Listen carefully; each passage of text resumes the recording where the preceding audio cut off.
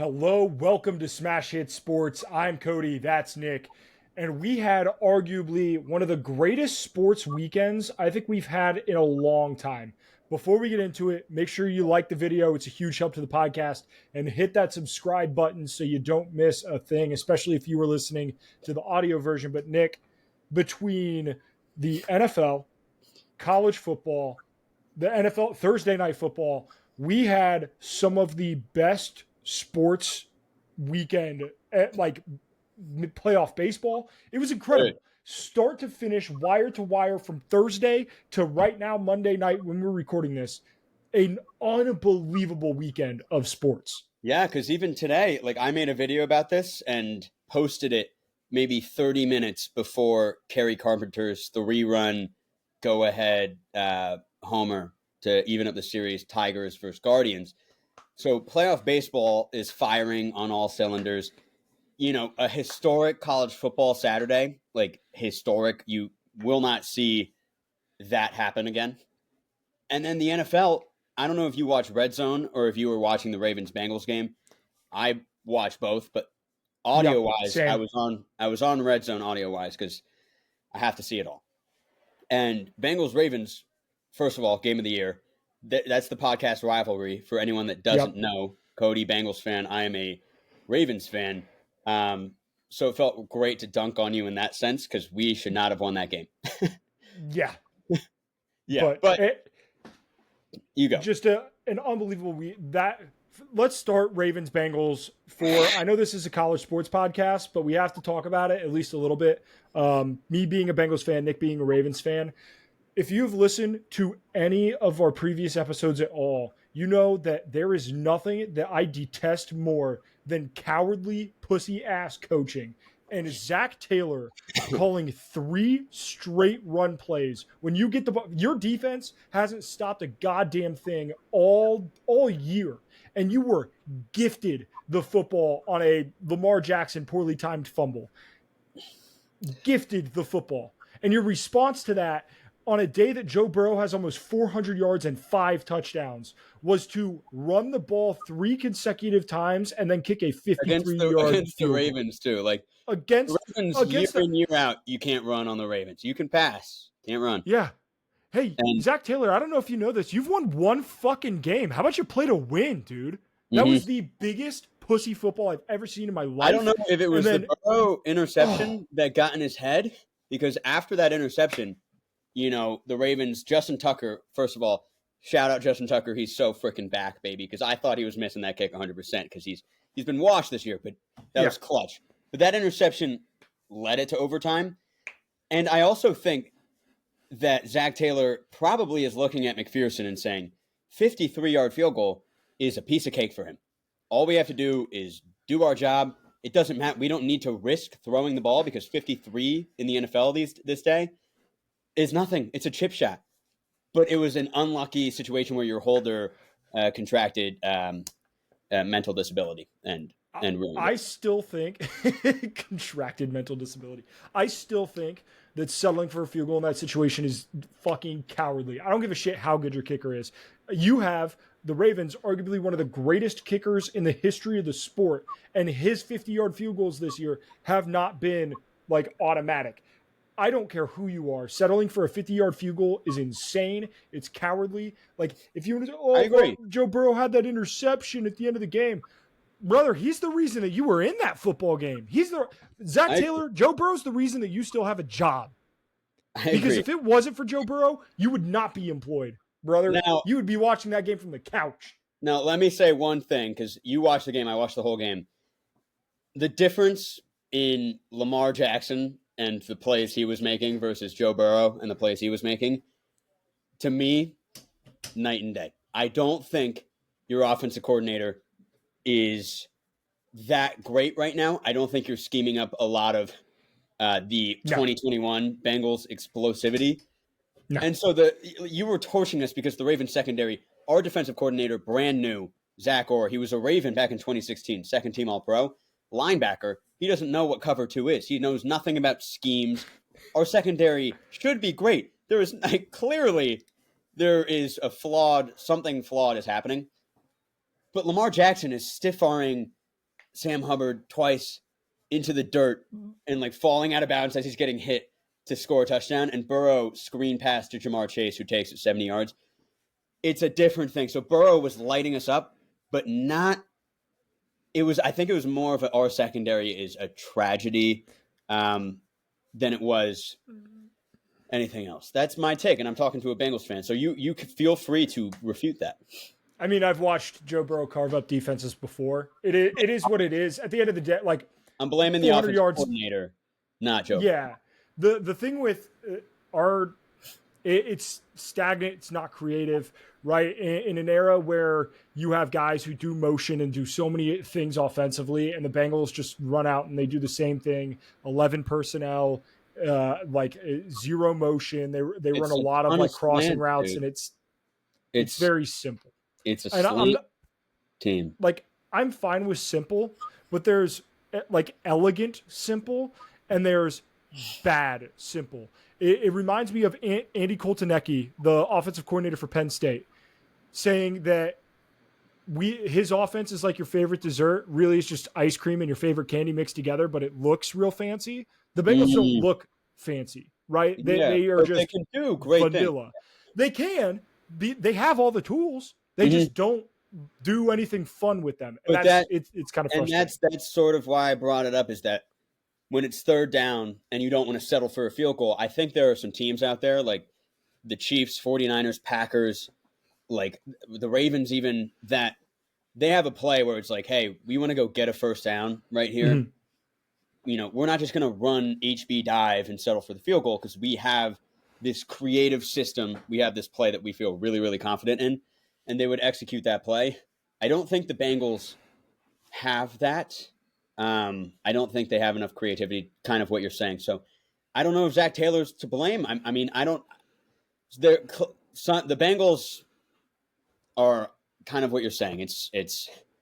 It should be better. It should be better than it is. But there's some behind the scenes things I think being covered up by just how good Burrow, Jamar, T, all those guys are. Yeah. Let's get back to college football because that's the only thing in my life that brings me joy. This weekend was absolutely insane from top to bottom, and I will die on this hill that college football and college basketball bring just so much unadulterated joy because there is truly nothing like this stupid-ass sport. You have Bama being upset after playing in one of the greatest games we've seen in the last decade, being upset on the road against Vanderbilt. You have so crazy Tennessee, who's looked phenomenal at pretty much all points this year, being upset by Arkansas. You have in a national championship rematch, Washington, who is not a good football team, upsetting Michigan. You have Lincoln Riley losing it to Minnesota of all teams. And all of that is just punctuated by the fact that this sport, in a season or in a weekend where we said not a phenomenal slate, but we'll see what happens, you cannot take a break in college football because just when you think this might be a sleepy, boring weekend, it jumps out at you and you have one of the best weekends we've had in the history of me being a fan of this sport. It was so much fun. I love this stupid sport. I love it so much because every weekend, all the dipshits are like, well, with the college football playoff, these games don't matter as much. Shut up. You're an idiot. Yeah. You're an idiot because these games were fucking awesome. Dude, the 12-team playoff adds the talent disparity. Teams, the transfer portal helps. Like, Vandy was not going to beat Alabama if we didn't make it a 12-team playoff. The fact that I got to watch Vandy beat Alabama, I'd sacrifice anything for that. So we should all be happy, stop complaining, stop being lame. Now, the question is it better than the NFL, college football? Because for me, college basketball trumps the NBA. College basketball dunks on the NBA. That's not even close. Puts your balls in your mouth, NBA. Like, it's not even fucking remotely close. But the NFL, I mean, it's football, baby. And watching the chess game that is the NFL, there's a certain beauty to it that you don't really see. There's more chaos, obviously, in college. But I was watching the Cowboys game last night against the Steelers. and was thinking about the night before when I was watching Miami come back from 35-10 against Cal, and the Calgorithm fans out there, they had game day, everyone's going crazy. And Miami comes back, and it's just like a jaw-dropping experience after the craziest day we've already had. So Saturday night, I'm on top of the world watching college football. The NFL, I'm on top of the world during the 1 p.m. slate. That was one of the craziest red zones ever. 4 o'clock slate's also great. But then I'm sitting there at midnight watching this Cowboys game thinking, I would rather be doing anything else. This is torture watching this. And unless you're a fan of like Iowa, you don't really have that in college football. You don't. I mean, it's really – so if that's the argument that you would make, then I think it's very valid to say that college football is better. I actually have a different argument that I use when I try to discuss why I think college football is better than the NFL. And the reason being is every single college football team is trying to win every single weekend. And you cannot say the same thing about the NFL. That's, in my mind, that is the difference. There is never at any point in college football where that coach and those players and that program is not trying their best to win every goddamn game that they can. Because getting bowl eligible means something. Like, I get that, making the playoffs or whatever, but those players only have so much time. There's not playing for a contract. You're not playing for money. Like, I understand that there's NIL and stuff now, but like at the end of the day, if they do not put out a good product on the field, you will get fucking replaced by a freshman. If you are a coach, you will get fired. If you are an AD, you will get fired. Like, there is no more high stakes than what college football has to offer, because there are teams in the NFL right now who do not care about winning. They just don't. And Who? Tell me what financial decision Mike Brown has made that says that the Bengals are serious about winning. Was it re-signing T. Higgins? They didn't do that. Was it extending Jamar Chase? They didn't do that. Was it bringing back Jesse Bates? They didn't do that. Was it bringing back DJ Reader? They didn't do that. There are NFL franchises who do not care about winning. They care about making money. Behind the scenes? Yes, which is what that's leadership, right? There's not a leadership program in college football. Any board of trustees, any board of directors, any of these people who make these decisions who do not want to win every single game that they play. Mm-hmm. That is not the case for the NFL. The Brown family, number one, wants the Bengals to make as much money as possible so that they can continue to be rich. And then number two, win football games. And that is the order.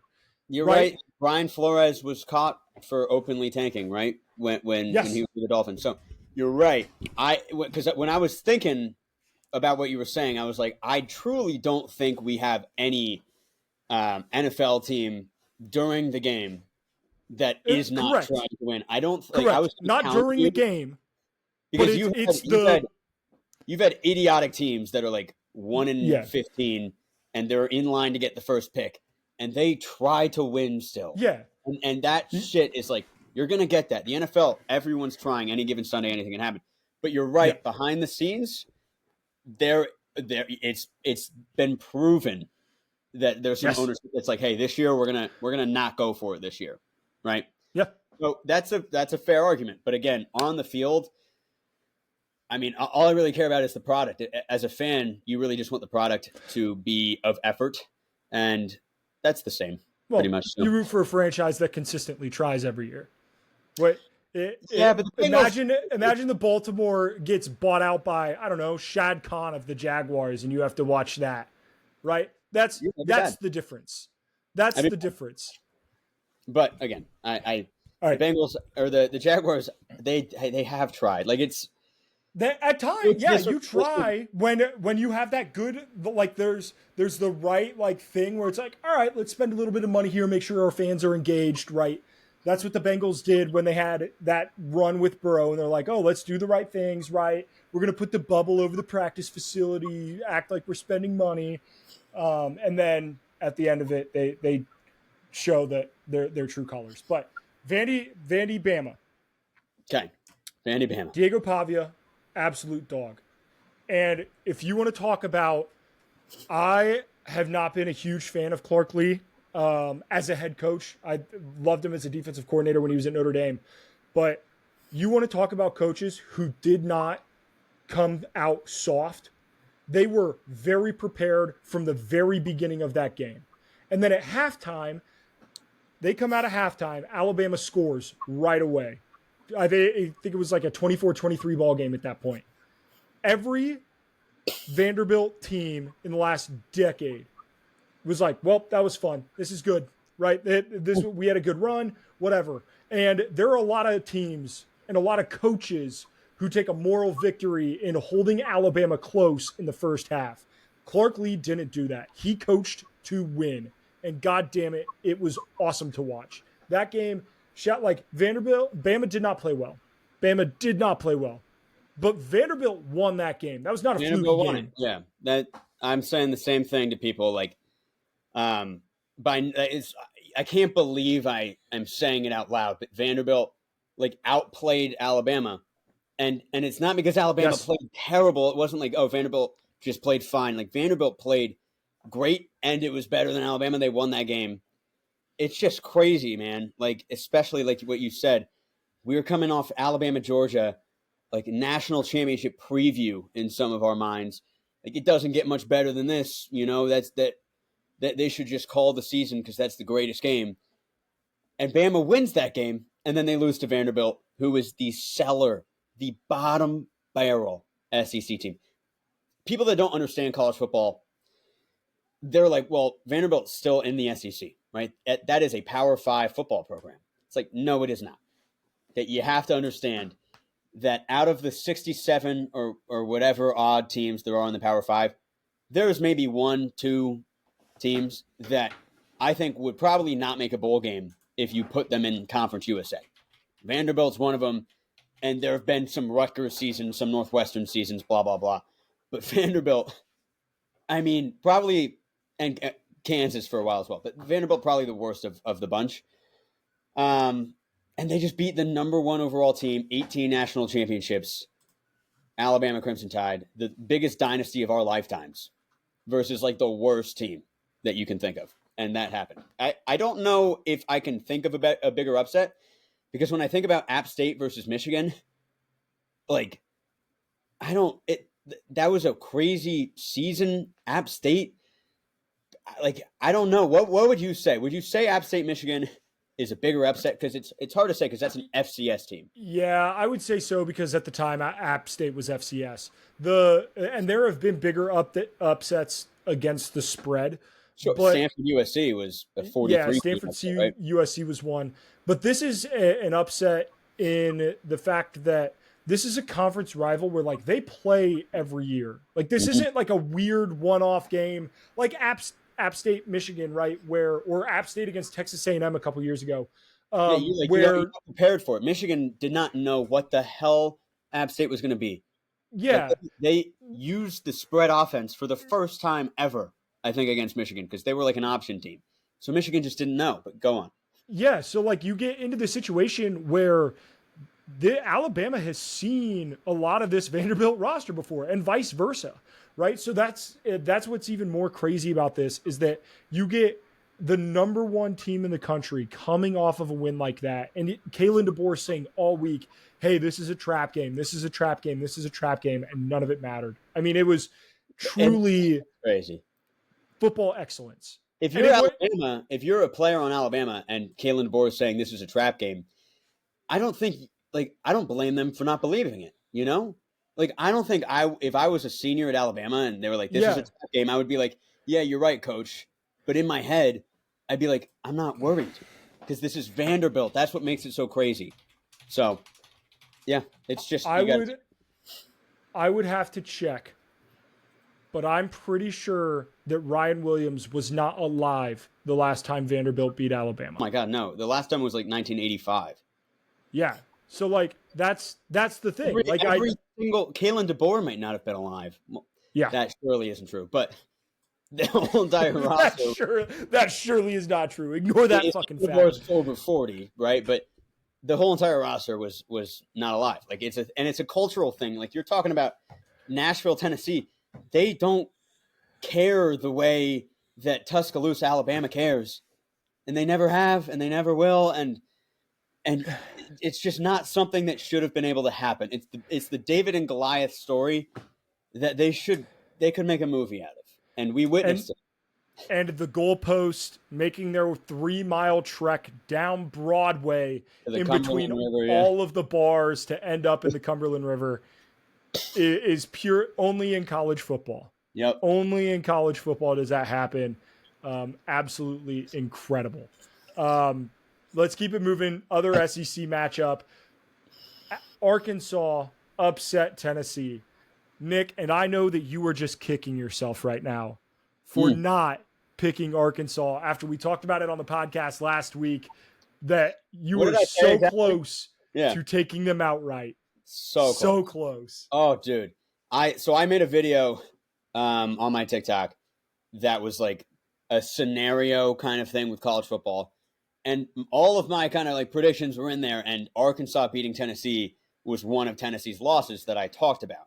And a lot of the comments were like, what a moron. Like, that was the only game, really, that was pinpointed. Like, oh, everything's fine, except for the fact that Arkansas is not going to beat Tennessee. And I was like, you're probably right. And I think I let that get into my head because, like, all year long, I'm looking at that spot and thinking I love the Hogs there, man. I love them. And I got talked out of it. So it's okay. There's proof of me talking about it. So I don't have to feel like I'm making anything up. I feel good about knowing that was going to happen. Yeah.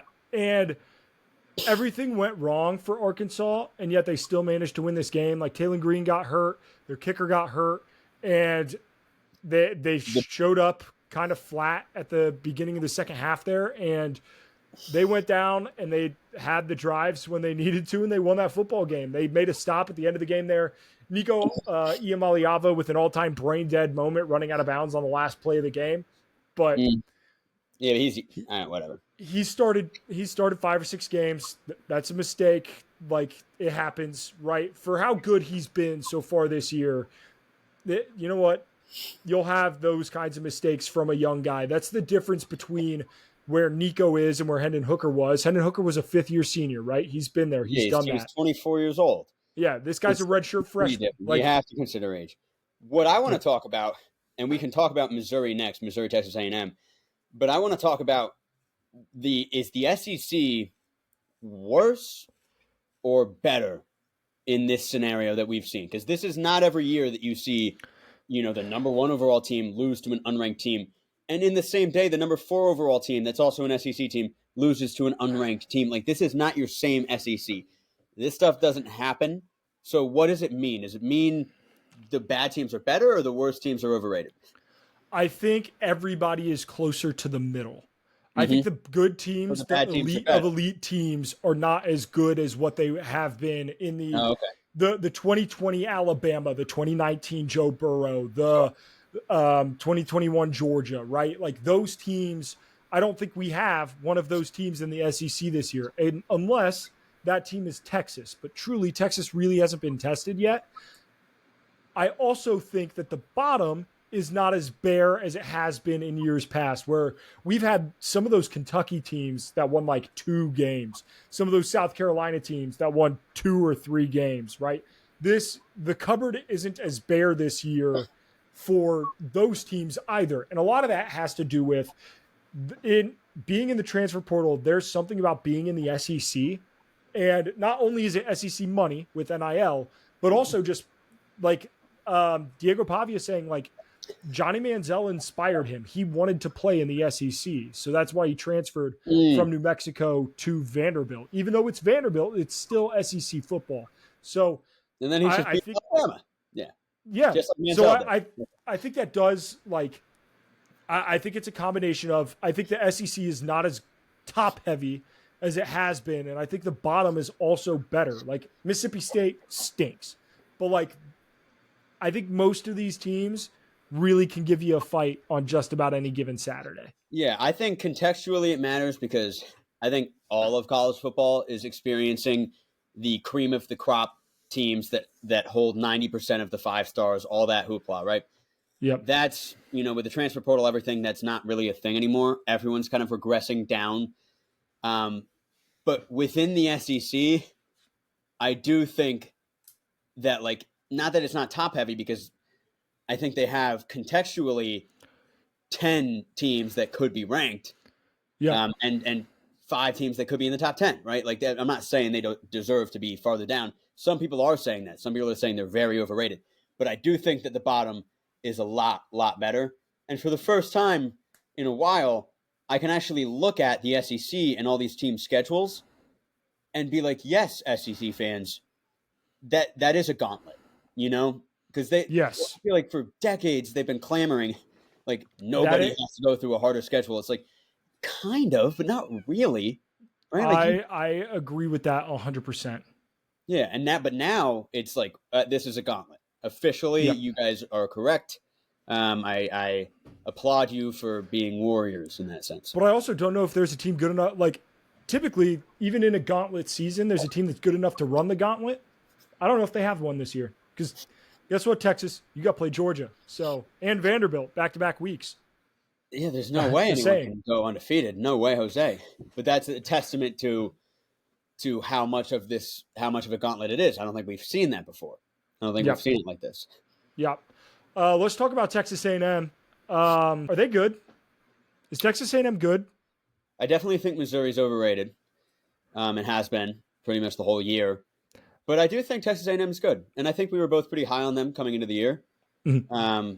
It helps your Fighting Irish, right? Yes. That, like, the better they are, the better it is for you. So I would be willing to say that, I mean, they're 3-0 in the SEC right now. This gauntlet schedule, they're 3-0. So you got to give them their flowers. They look pretty good. Not great. Definitely good. Yeah, my Missouri to make the playoff dreams. I understand that it's one loss. I saw enough out of that game. It's eye test. They're done. And it's been eye test since the start, right? Yep. Like, unfortunately, yeah. I thought that they were going to have some nuts, and they have no nuts. They have no testicles. They're a testicle-less team. The question now is, like, what if they just somehow escape through the rest of their schedule? Maybe they drop the Bama game. Yeah. But they win. I mean, their schedule's not hard. If they do that, they go 10-2. Like, the eye test is just gross still. There's no way they can be considered, right? Like, I just want to. I hope not.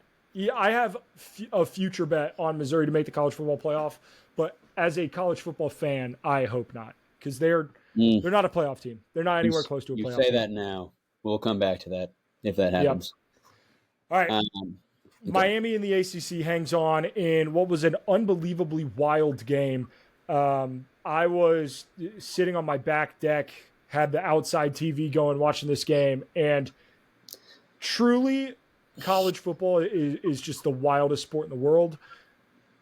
Cam Ward was great, and then he was shit, and then he was great. And the Calgorithm, those fans, they were loud, they were there. I feel awful for Cal fans because they should have won that game.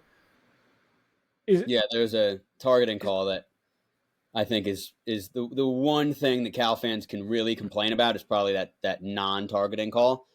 Because the guy, it looked pretty clear to me. Yeah. But it is what it is. You can't rely on the refs to win games. Can't blow a 25-point lead. That's twice now that Cal has been bailed out at the end of games. Miami, sorry. Is that just who Miami is, or are they actually good?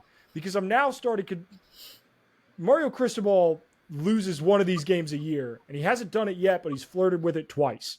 It's honestly, I wish I had some reference, because there are examples of this in sports sometimes.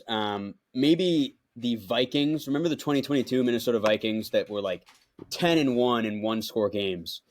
And, you look at their record and you look at their team, and eye test, like, they pass all the tests, but the underlying creeping data is saying this team isn't as good as you think.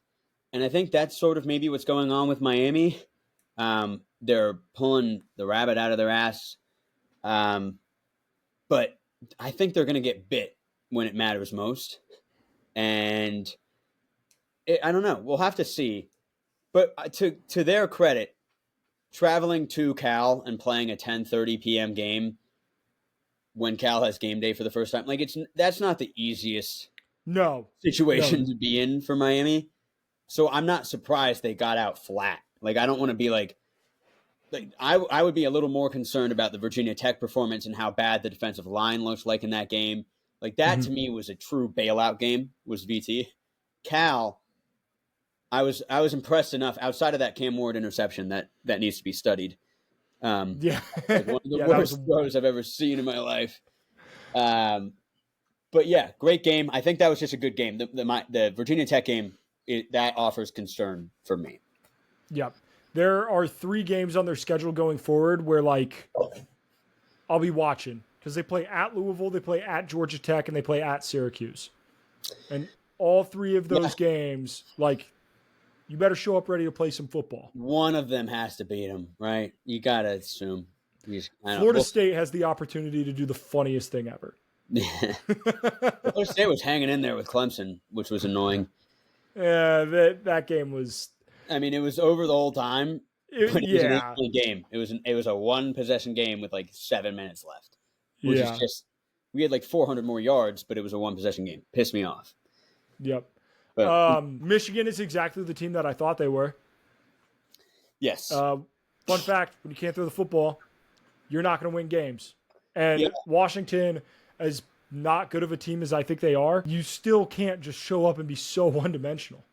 Michigan's coming into the season, and I think this is actually a flaw of the EA college football coming out before we did our predictions because, I tried to like kind of play with some teams to get some ideas because I know how much effort was put into this game. So I was like, surely if I play with Michigan, let's say, I'm going to get a pretty good feel for what it's going to be like. And I didn't really run into any problems throwing the football. So in my head, I did not think this was going to be as big of an issue as it clearly is.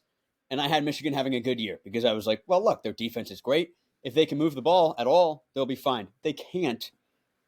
And I was wrong. And that's my fault as an analyst of sorts, not doing my due diligence. I thought Orgy was better than he was. That's all. But yeah, they suck. Yeah. They do suck. It's people always be like, in my comments, like, wow, terrible take. You call yourself an analyst? No, dude. Yeah, you gotta just like, what else do I call it? But like, no. I'm a guy with a microphone in my spare bedroom. Give me a break. I just like talking about sports on the internet. I talk about it, but like, I'm not paid. Yeah, the fuck. So it's not my job title. Yeah, I have to go to work on Monday. Fuck. All right, last team in the recap. At least in the in-depth recap, USC.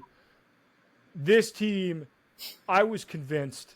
Man, they had me convinced. They held LSU to 20, and I was like, damn, I think this defense kind of looks good. And then they played the next 2 games. I was like, man, this defense kind of looks good. This defense is soft as baby shit still. What happened, man? They were sandbagging you. Minnesota to Minnesota? Minnesota's not a good football team. No, they're awful. But it's the same thing where it's like USC going into Minnesota to play a football game. Their performance was bad and it was inexcusable. Miller Moss did not look good. Like I don't think you can excuse that one. Like you can if Miami were to have lost or something. Mm-hmm. But I still don't think USC is like eliminated per se, and that might seem crazy, but there was something about that Minnesota team on Saturday, man. You saw it.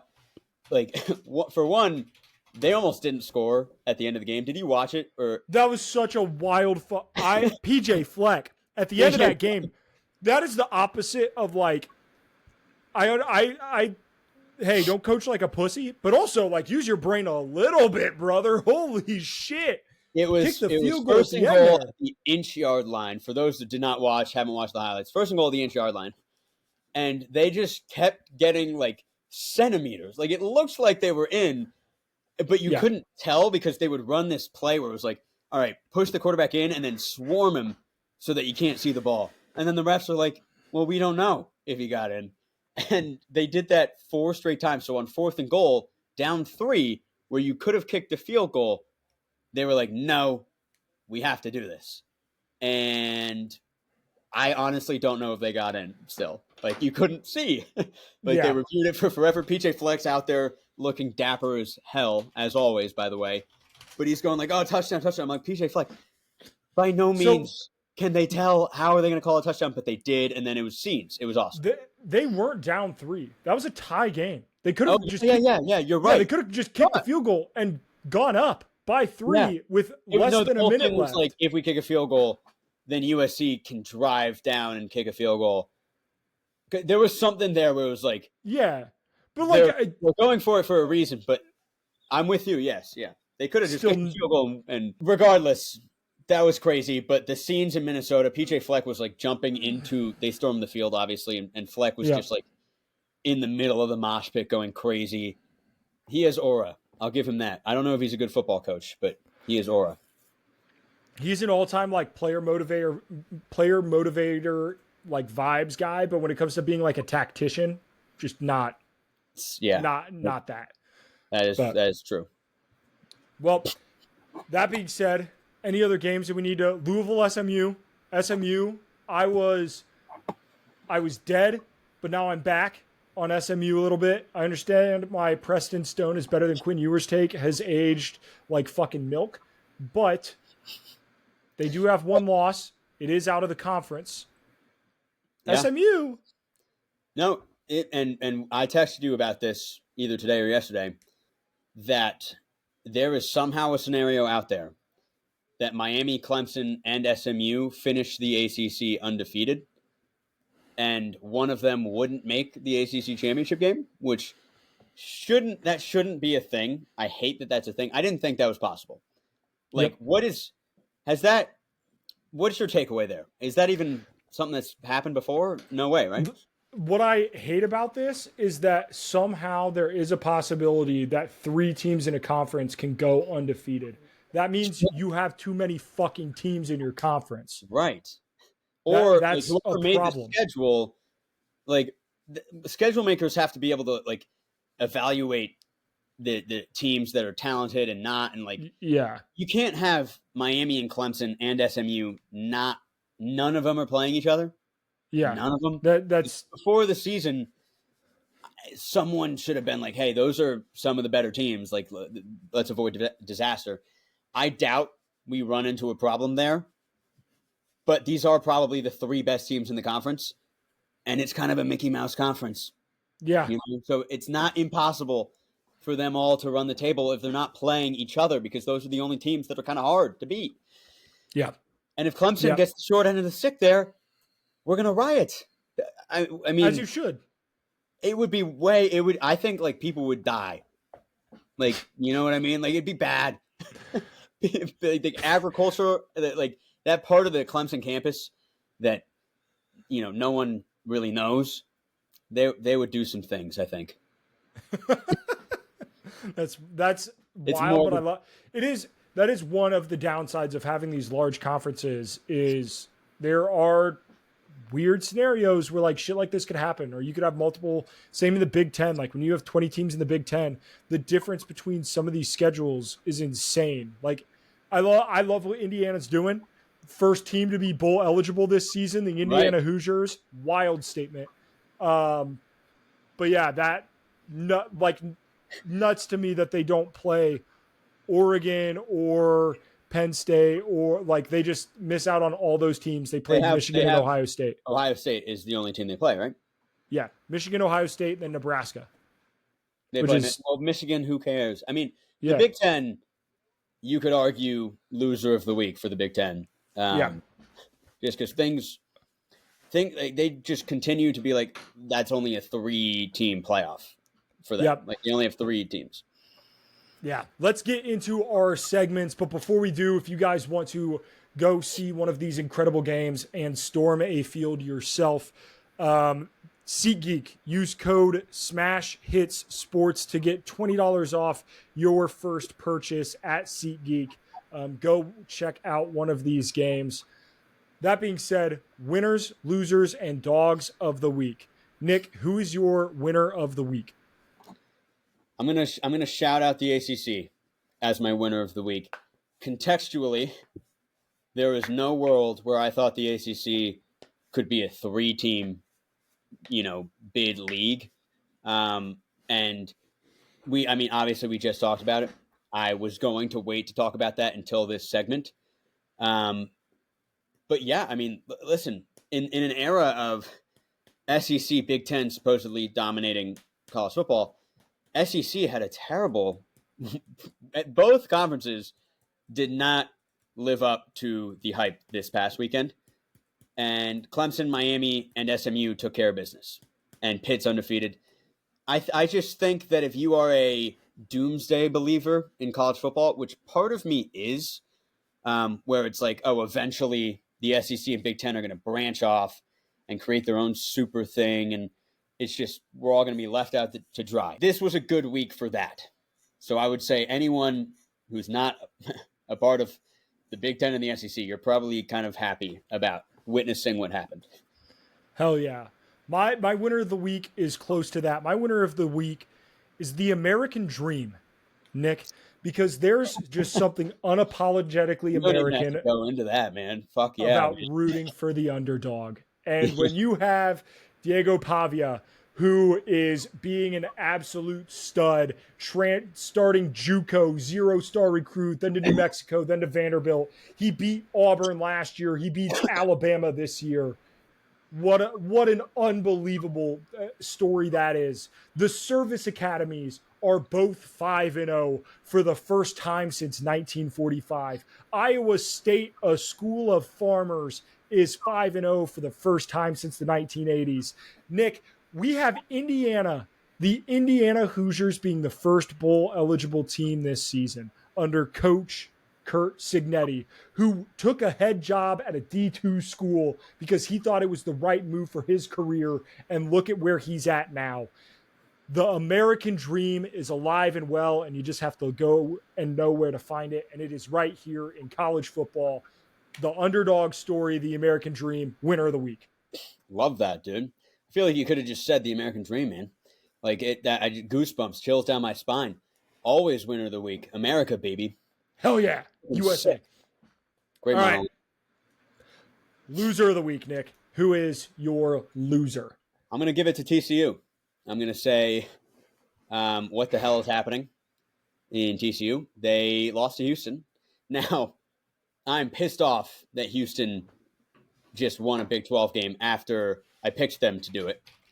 I'm going to say it. Houston's underrated. They need to get some more love. Okay, not a bad team. Not a bad team. But as far as it goes right now, Houston is probably the worst Power 5 team, or whatever you want to say. They can't score any points. TCU lost to them. They're probably not going to make a bowl game. They were in the national championship game 2 years ago, and they didn't lose their head coach. They retained their head coach, and now they are poverty. And this is not a team that was poverty before the national championship run. They were great. I mean, they had some great years, maybe a little up and down, but TCU is a proud football program. And they look like a shell of themselves. So, loser of the week. Yeah, that game was putrid. Houston has not scored a point in the Big 12 until they played TCU, and then they put up 30 on their ass. Just absolutely nuts. Yeah. My loser of the week, Nick, is the state of Alabama as a whole, Nick, because the weekend that they had, absolutely atrocious.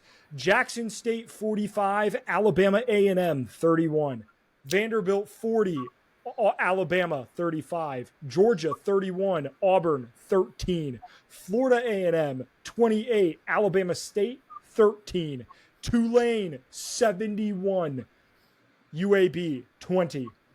The entire state of Alabama got their ass kicked this weekend. It is a terrible, terrible day to live in that state. So nobody's happy. The entire state of Alabama, you are my loser of the week. Troy lost to Texas State maybe on Friday or Thursday as well. So getting on even further, Alabama. That's a morbid week. I think that actually is worse than the North Carolina week from 2 weeks ago, where that was my loser of the week because I think there was one team. I think Duke won, but so that's awful. All right, dog of the week. I'm just going to go out and say that this is not performance based. This is just aura. This is an aura pick by me. Dylan Stewart, the South Carolina D end, kind of sacked Jackson Dart. It was kind of a team effort, and then he just unloaded.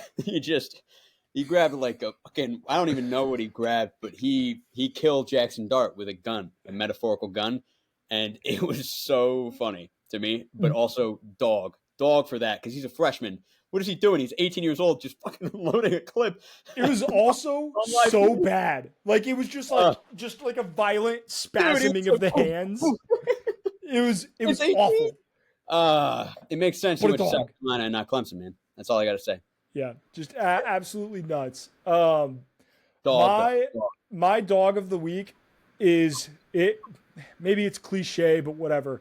It's Ashton Genty, because this man had 13 carries for 183 yards and 3 touchdowns, and his averages went down. His averages went down, which is insane. Good. Also, how many full games has he played? 4? Because he's missed a couple halves. Yeah, he didn't play in the second half of this game. So I think he's played 4 games, and he has 1,200 yards, 16 touchdowns. Yeah. I mean, I will say this about this instance. I understand resting a guy, especially a guy like Ashton Genty, who, if he were to get hurt, your team kind of falls apart a little bit. That being said, Boise State. I think that Boise State will have multiple opportunities to get into the college football playoff. I don't know how many times Boise State will have an opportunity to have a Heisman winner. Yeah. Let the motherfucker play. And if that's his decision that he wants to sit when these games are close because of his future NFL prospects, that's fine. But God damn it, if the kid wants to play, let him play. If he wants to play, I think you have to let him, yes. But I don't hate it. 1, because I think he can win the Heisman regardless. And 2, like, it would be a tragedy if something if like Marcus Lattimore, remember the Marcus Lattimore like career ender for South Carolina? That guy was supposed to be the next big thing, and his career was ruined. I like stuff like that always pops in my head where I'm like, okay, I don't. When you're a running back, I don't hate it. Even if he's like, coach, let me play. It's like, this is for your own good. You're a young little kid. Like, listen to us, please. Like, we're trying to save you. But yes, if he wants to play, I say play him. Crazy thing to counter what you're saying. I was making this video about the best sports weekends of the 2020s. And I think you watched it. I think I saw that you liked it. Yes, I did. I hit that like. Yeah. Appreciate you. Shout out everyone that liked that. But I was looking at the December 17th, 2022, and being like, out of curiosity, were there any college football bowl games that were on? And Boise State played. And I was like, oh, that's cool. I wonder what. And I looked at the stats, and Ashton Genty naturally had like 290 yards in that game. And I was like, this is 2 years ago. So it shocked me because it feels like no way 2 years ago he was doing the same thing. But it seems like he was. Like, this guy's he's been a freak. We're just all realizing it now. Yeah. I mean, it is to the 10th degree compared to what it was, though. I mean, he was good the last 2 years, but he is special this year. All right, let's get into our Week 6 preview. Before we do that, if you want to get any gear for this college football season or before college basketball starts, because, Nick, we're getting close, make sure to get all of the best college gear at Home Field. You can use code NICK15 for 15% off your first purchase at Home Field. Link is in the description of this video or in our bios. They have the best college merch in the game. They just came out with some like button down, like the old school style, like 90s jackets that are gas. So I have already added it to my Christmas list, but we'll see if Santa brings it. That being said, if someone wants to grab Cody that, you can use Nick15. Get 15%. Yeah, hey, I'll tell Santa Claus. That being said, our picks, Nick. We need to do a better job of introing our picks before we get into these. We are both 47-21, which is absolutely insane that in some of the highs and low weeks that we've had through the first 5-6 weeks of making these picks, that we are just still somehow neck and neck. And I absolutely love that for us. No, it's crazy because we try to pick differently. Like there are moments where it's like, hey, this is a toss up. Whatever you say, I'll go the other way. Yep. And we're tied. So yep. And I'll just say this to the viewers again. I said this a lot last year. 47-21. That's fucking impressive. Like this is by no means are we throwing in freebies. Maybe there have been like 6 freebies, but anything can happen in college football. Yeah. And hey, Alabama over Vanderbilt would have been a freebie. We threw that in there, right? Like we're going to talk about Alabama, South Carolina. I don't want to hear anyone telling us Alabama is a free win. I don't want to hear it. There have maybe been 5 out of the 68 games. We're picking upsets too. So it's like a lot of upsets. Like probably 5 a week. So pat ourselves on the back, Cody. But yeah, let's get into it. Let's keep it going. Yep. I went 8-4 last week. You went 9-3. This week, Friday. So we are in the beautiful part of this college sports calendar where we have games pretty much every day. And I love that. But not a whole lot Wednesday, Thursday. Friday, we have Utah at Arizona State. And Nick, Arizona State might be the most quiet 4-1 team in the country. Yeah. And they're hosting this game as well, right? Yeah. Yep. So it's fascinating. I think we talked about them. I think we had them on one of our weeks. Might have been Arizona State, Kansas. I don't remember. But there's something no, it was Arizona State versus a group of 5 team. Oh, yep. Now I need to unlock this. I don't know what the hell it was. Can you look up their schedule? Yep. It was Arizona. Was it a Mountain West team? But they probably won. They shouldn't have. They had Arizona State, Kansas. Arizona State, Mississippi State. It was probably week No. Is this? Yeah. It might have been Kansas. Kansas came to mind. Oh, Texas State. Arizona State, Texas State. Yes. I think, yeah. Which was an awesome game. Arizona State ended up pulling that out. Yes. Thank you. But yeah, Texas State, good team. Kansas is somehow 1-4. We didn't talk about that, but that's one of the bigger shocks of the year. But good, talented roster. Arizona State, I think, if they host Utah, is actually very capable of winning this game. I don't know what to do about it. I'm going to let you pick. So I'm going with Utah here. And the reason I'm going with Utah is while I do think Arizona State is very quietly 4-1, I also think they have played outside of that Texas State game, which was chaos. They've played some dog shit teams. Like Wyoming is terrible. Mississippi State is terrible. Kansas, that offense, their offensive coordinator should be put in prison for what they've done to Jalen Daniels and Devin Neal. And then they lost to Texas Tech. Friday night against Utah, I have my concerns. I think this Arizona State team is fun, and I think that they are on the path to potentially making a bowl. But I just don't – I think this Utah team is better than any competition they've played so far this year by like a pretty significant margin. I agree with that, and I'm probably going to go Utah as well. I'll lock that in, but I just want to offer a wary, there's something about you're hosting the ranked team, you're 4-1, the belief is there. Not to mention that whoever the quarterback is, that he could be dog of the week every week. That guy's a fucking animal. I love him. He's fantastic. They have winners. 10:30 p.m. kickoff. 10:30 p.m. They have winners over there. It's a night game. Utah's great at night games, but again, this feels like it's going to be close. I'll just say that. But I'll go with Utah. Yep.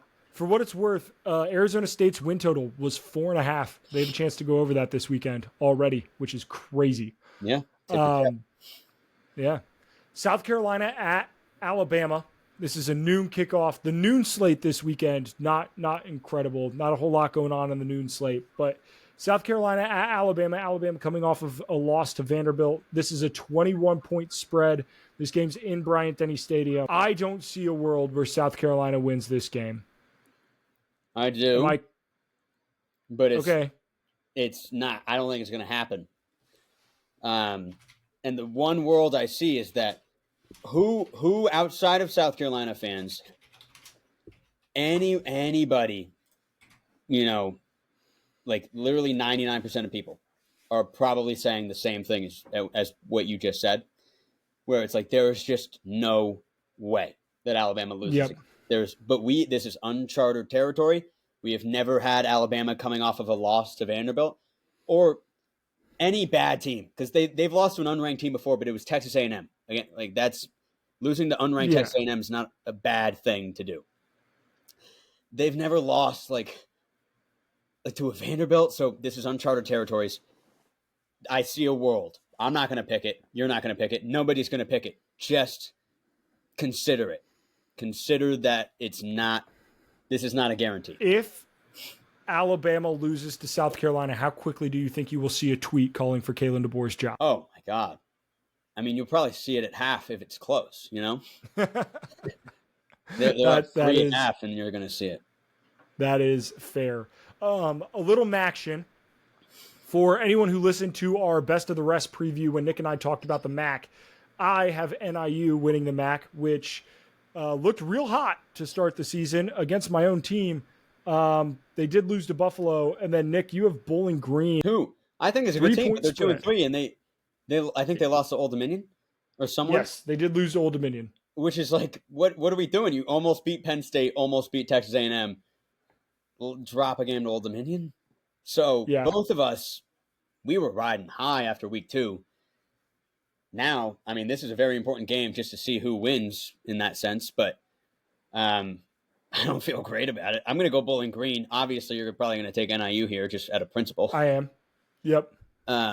So we'll just have to see. We'll talk about that next week, maybe. Yep. Very interested. Harold Fannin Jr.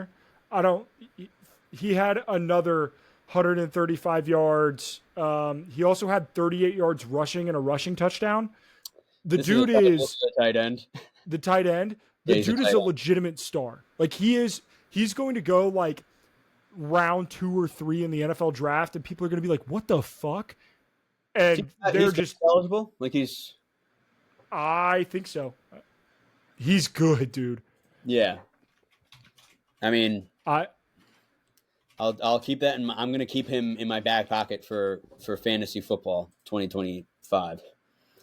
Yeah, he's a junior, so he can go. He's from Canton, Ohio, like from the Hall of Fame. Yeah, kind of checks out. That's a sign. That is a sign. All right, let's go to the Cotton Bowl.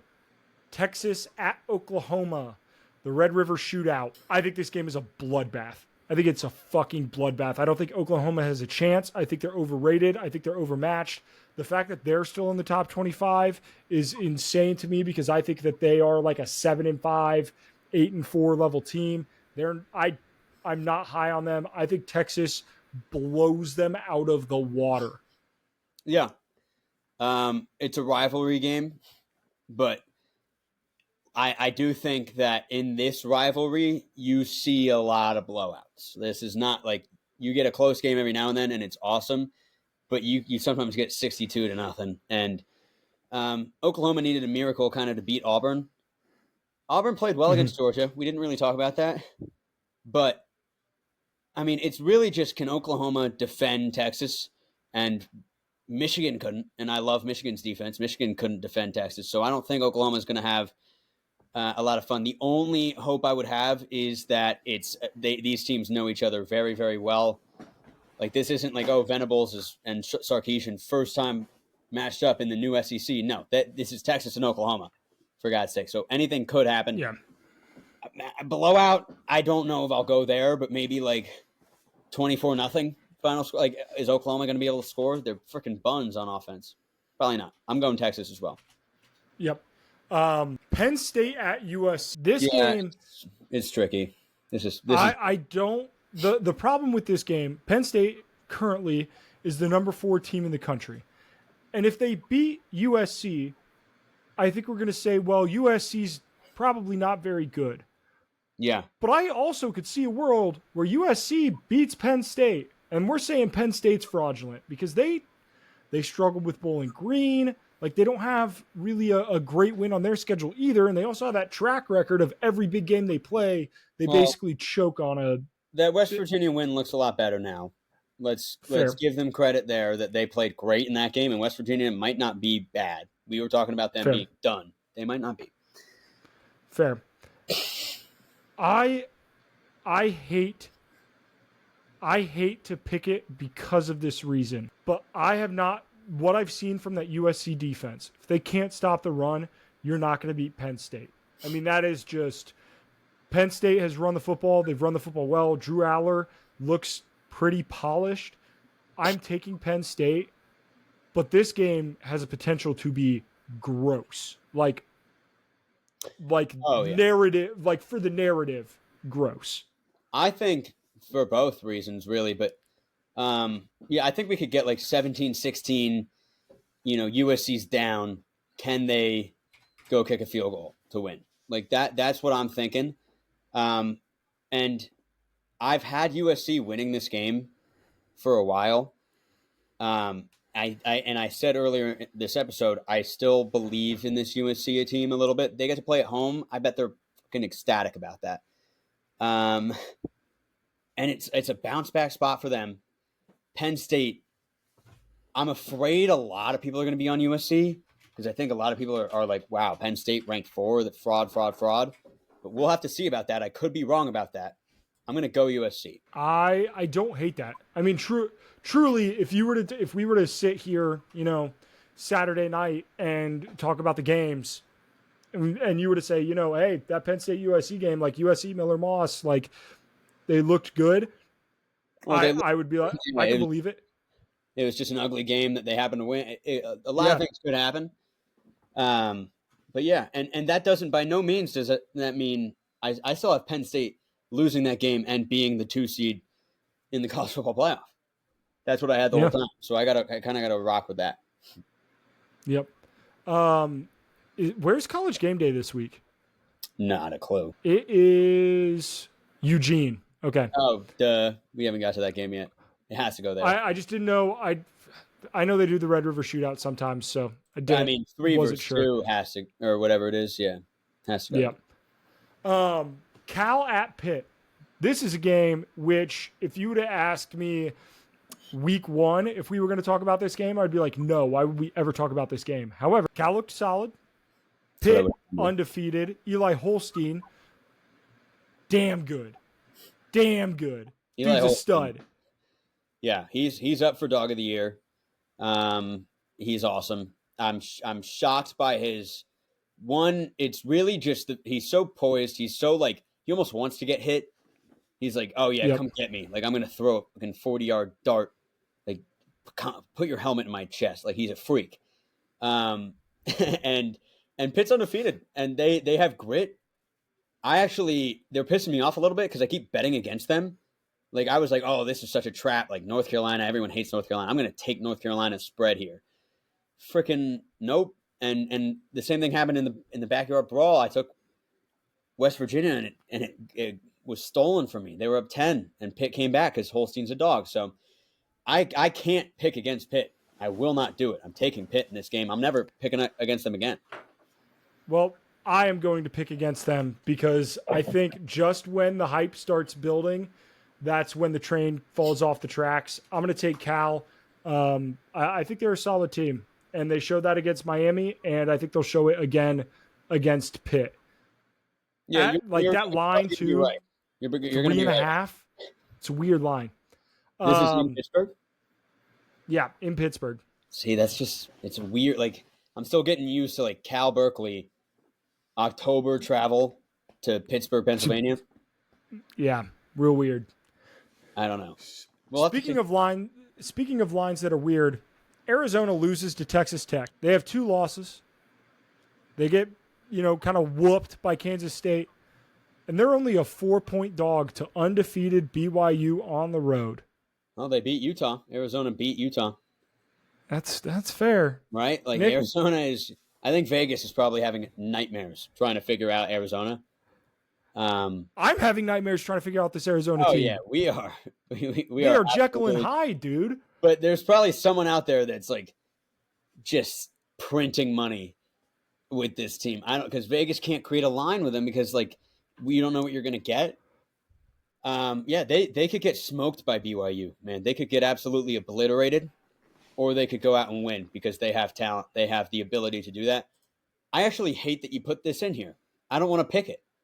I've been wrong about them every time. Yep, I mean, and I'm going to make you do it. I literally am 0 for 4 in our Arizona picks, and I had them making the playoff. Like, this is a disaster. I'm going to go BYU. I'm going to go BYU. Good. I'm going Arizona. Damn. Damn it.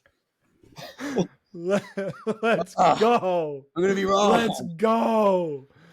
I was hoping so badly that you would pick BYU just so I could ride your team against you.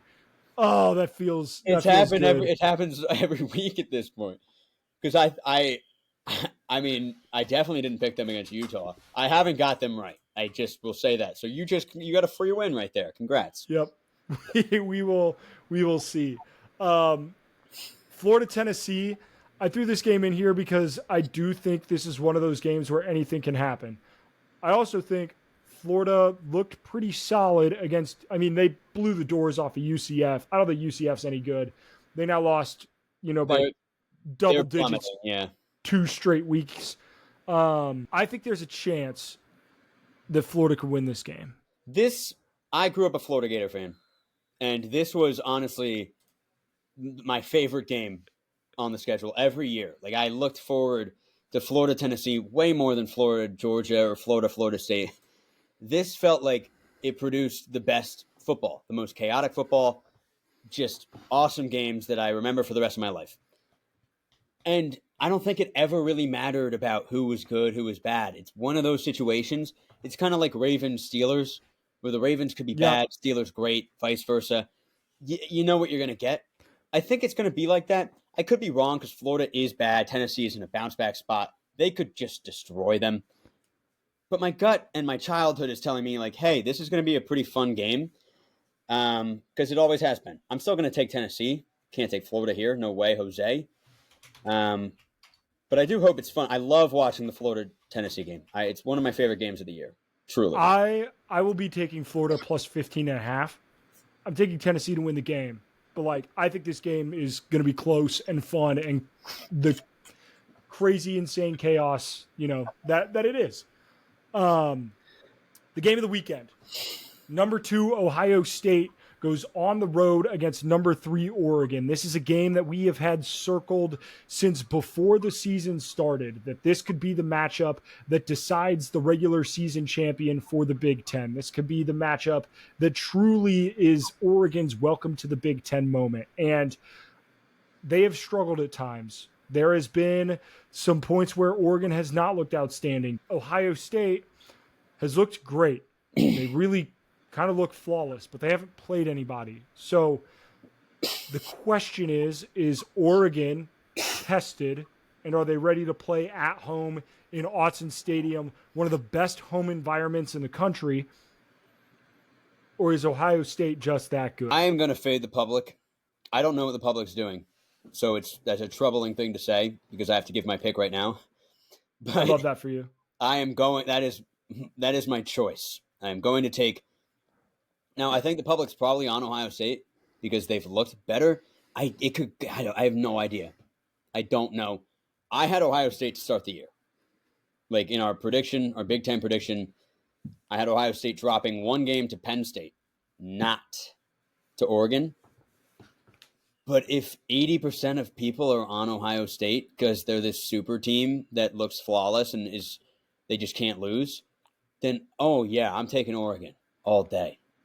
79.3% is on Ohio State? Is on Ohio State. Yeah, okay. I fucking figured that would be true. Yeah, I'm taking Oregon. And I honestly recommend you do the same. Do what you will. I don't want to make a pick in week 6 because of something that I said before the season started, where I said that Oregon was going to win in the regular season and then lose in the Big Ten championship. But I agree that I think too many people are getting real comfortable with Ohio State and saying that Oregon's going to lose this game. I also, Liam Blutman, who is on Barstool Sports Unnecessary Roughness, he hosts the No Context. I think he does the No Context College Football account. Yeah, I know that guy. Is that the huge hairy guy? Yes. Yeah. Yes. And the guy knows ball. But he brought up a stat that I thought was really interesting. Big Ten teams that travel 2 time zones are 1-7 this year. And Ohio State has to go on the road all the way to Eugene. That could be a weird. It's the October cross-country travel that no one's used to. Like, Miami going to Cal going to Pitt, all that type of stuff. Oregon is hosting this game. Yep. I don't think you can pick against them right now unless something changes and the public is actually heavy on Oregon. Then I would change my mind. But as of right now, that's not the case. I'm trusting you on that. I'm going to take Oregon. That was, I'm not spitting you bullshit there. And then Oregon's, they have an extra day to prepare because they had the Friday game. And I like it. I like it. I'm going Oregon as well. People are going to fucking roast us in the comments of our post. And I don't care. All right, keeping it moving. 3 more games. Ole Miss at LSU. This was one of the best football games on TV last year. Absolute cinema. It was like a 55-54 game or something like that. It was awesome. Yeah. Unbelievably fun game. This game is in Death Valley. I hate to do this because it goes against everything that I want and love and cherish in this world. But I have to take LSU here. As much as I would love to see Brian Kelly lose, I can't. Ole Miss does not win in the Bayou at Death Valley. I just don't. It is what it is. LSU's been too quiet. Oh, I don't. Okay, I love Ole Miss here. I fucking love it. I love them. Oh, I wish I had a sound effect that was like, pick of the year. Wow. Yep. Pick of the year? Yeah. If this game has you fading big game, or you're taking big game Brian Kelly, I'm taking big game Brian Kelly. Something's fishy, Cody, and I'm going to take advantage of it. Ole Miss is winning this game 100%. Now, not only that, but LSU, they aren't good, really. Like, they shouldn't be. Like, I made my AP top 25, and I was just, like, kind of trying to predict what the actual Associated Press was going to do. And I had LSU in the top 10, and I looked at it, and I was like, that is outrageous. They, by no means, should they be there. Obviously, they aren't. The AP poll was smart enough to not do that. But Ole Miss, maybe people are like, oh, whatever. They beat South Carolina. South Carolina sucks. They still lost to Kentucky. They're clearly fraudulent. I think Ole Miss is definitely better. I think they are definitely better. And it's not every year. Name one year that, no, you're not allowed to change your mind. Don't you fucking do it. No. Fuck. Don't change your mind. Don't do it. But I was going to ask you, find me a year where Ole Miss has ever been better than LSU when they play in Death Valley, but I don't even want to ask you that anymore because you're going to change your mind. So, God damn. And now looking at LSU's schedule, they lost to a USC who turns out not great, and then they beat Nichols, and then they almost lost to South Carolina, and they beat just a dog shit UCLA team, and then they beat a terrible South Alabama team, and now they play Ole Miss. And for some reason, I think that what am I doing? Well, what am I doing, dude? I'm using executive order. You're not allowed to switch it because that was my whole freaking rationale. That's instant regret. I hate it so much. God damn it. But we ride. We ride. Yeah, listen, if you're right, dunk on me, whatever you want. But if you're wrong, I'm gonna make fun of you a lot for it. Here's the deal. If I'm wrong, I still win because I get to make fun of Brian Kelly. That's true. But then I get to make fun of you for trusting him. True. All right, two more games. Iowa State at West Virginia. West Virginia's a 3-point dog in this game. They've bounced back well. They decimated Oklahoma State. This game, really important to the Big 12. 8 o'clock kickoff. I am taking the Cyclones, but this game could be a good one and a big one for the Big 12. Yeah, I kind of want to go West Virginia. I think Iowa State. I think they're the frauds of the year.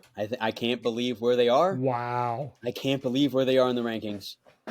It doesn't add up to me. It just something about it. Eye test wise, I watched them play Iowa, and I would have said Iowa State looked like a 3-9 team in that game, and they won. So it's like I didn't watch them play Houston. I didn't watch them play Baylor. And like they're winning by 20, but these games were close for a while, were they not? Like Iowa State was down at some point early. I can't buy into it. West Virginia coming off a big win. Maybe they're back. Maybe they figured something out. It's at West Virginia. Give me the Mountaineers. Fair. For just a programming note, there are some goofy ass times this week, and I kind of love it. Last game is Kansas State at Colorado. Colorado's a 4.5-point dog. This game kicks off at 10:15 p.m. Eastern. Huh. I love this game. Yeah. From I cannot wait to watch this game. I think it is going to be Avery Johnson and Shadur Sanders, two totally different guys at quarterback, but I think they are going to be unbelievably fun to watch. Truly, Nick, I know that I picked Kansas State to win this conference. I might pick Colorado here, dude. Are you gonna? I'm gonna pick Kansas State, just because I think Colorado's definitely due for an L. I agree. No, there is a vibe to it, though. But this is a game. A weird sort of, yeah. If you were to tell me, like, hey, this game ends at 2:00 in the morning, the final score was, 54-53, and this could double be overtime. Colorado State game from last year that it was like 2:30 a.m. and it was overtime, whatever it was. I have a feeling about that.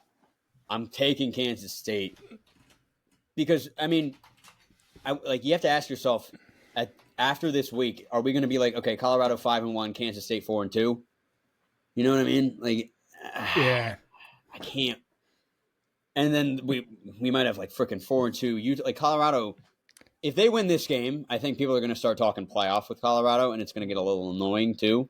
Oh yeah, yeah, right. People are going to be like, oh my god, they're 5-1. What the hell? They're going to make the playoff. They're going to win it all. Oh, you know what? But I bet Vegas wants that to happen, huh? I bet Vegas wants Colorado to win so that everyone throws their house on Colorado to make the playoff bets. So maybe there's a little Illuminati stuff going on with this game. I'm going to go Kansas State. Yeah, I'm going to go Kansas State as well, but this game should be absolute fireworks. One thing I hate, the AP poll, just pick a team, cowards. There's 3 teams listed at 18 in the AP poll this week. I hate it.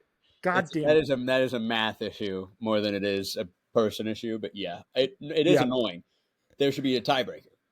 Yep. I am super excited for these games. I think we're starting to figure out who some of these teams are. That being said, if you enjoyed this show, do us a favor, like and subscribe, be a friend, tell a friend. I cannot wait to watch another unbelievable weekend of football. And Nick, we will see you in the next one. Adios.